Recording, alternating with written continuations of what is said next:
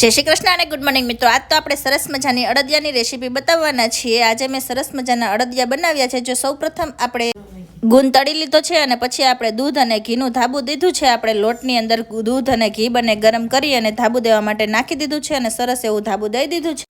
સરસ રીતના મિક્સ થાય એ રીતના મિક્સ કરી લેવાનું છે અને પછી આપણે ઘઉં ચાળવાની ચાળણી લઈ અને જો બધા લોટને આપણે એમાં ચાળી લેવાનો છે, એટલે આપણો જે અડદિયા છે એ એકદમ કણીદાર બને।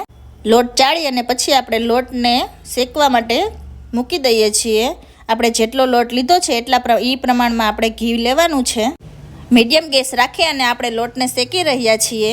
લોટને ધીમા તાપે આપણે શેકવાનો છે એટલે થોડી વાર લાગશે, પોણી કલાક જેવું તો લાગે જ। મેં તો પહેલી વાર અડદિયા બનાવ્યા છે પણ બહુ મસ્ત બન્યા હતા, એટલે હું તમને લોકોને રેસીપી આપું છું। આપણા લોટ અને ઘીનું મિશ્રણ છે એ બદામી રંગનું થાય ત્યાર પછી આપણે થોડી એવી મલાઈ નાખતા જશું અને ગરમ કરતા જશું। થોડી મલાઈ એડ કરી અને પછી આપણે જો લોટને શેકાવા દેવાનો છે। આપણે થોડીક મલાઈ નાખીએ છીએ એટલે લોટ પાછો આપણો ઢીલો થવાનો છે, પણ આપણે એને શેકાવા દેવાનો છે એટલે આપણા અડદિયા એકદમ દાણાદાર અને મસ્ત થાય છે। પછી જો આપણે લોટ શેકી અને એકદમ ડ્રાય કરી લીધેલું છે એટલે એકદમ ઘટ થઈ અને બદામી કલરનો બની ગયો છે અને હવે આપણે એને રેસ્ટ કરવા માટે થોડી સેકન્ડ નીચે રાખી દેવાના છીએ। આપણો લોટ ઠંડો થઈ જાય ત્યાં સુધીમાં આપણે ખાંડની ચાસણી લેવાની છે, એટલે આપણે ખાંડની ચાસણી લેવા મૂકી દીધી। આપણે મીડિયમ અડદિયા બનાવવા હોય ત્યારે 1 કિલો લોટ લીધો હોય ત્યારે આપણે 1.5 કિલો ખાંડ લેવાની છે અને પછી જો આપણું મિશ્રણ છે એને થોડું ઠંડુ થવા રાખી દીધું છે અને આપણી ખાંડની ચાસણી લેવાનું ચાલુ છે।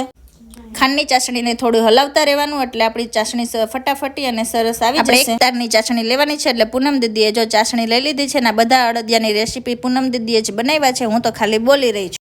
પછી આપણી ખાંડની ચાસણી આવી ગઈ છે એટલે આપણે જો લોટના મિશ્રણ અંદર આપણે નાખી દઈએ છીએ અને સરસ મજાના અડદિયા બનાવી રહ્યા છીએ। પછી આપણને જેટલા ડ્રાય ફ્રૂટ ભાવતા હોય આપણે જો ગુંદ પણ નાખી દીધો છે અને પછી કાજુ બદામ બધાનું મિશ્રણ એમાં અંદર એડ કરી દઈશું આપણે ક્રશ કરીને। આપણે ડ્રાય ફ્રૂટ એકદમ મિક્સ કરી અને આપણે ચોકીમાં પાથરી લીધું છે, કેમ કે આપણી પાસે અડદિયા વાળવાનો ટાઈમ હતો નહીં એટલે ચોકીમાં પાથરી અને ઉપર ટોપડાના ખમરથી આપણે ગાર્નિશ કરી લીધું છે ને આપણા અડદિયા બહુ સ્વાદિષ્ટ બન્યા છે। તમારે પણ જો અડદિયા બનાવવા હોય તો આ રેસીપીથી તમે બનાવી શકો છો। હવે મળીએ નવા વ્લોગમાં। જય શ્રી કૃષ્ણ।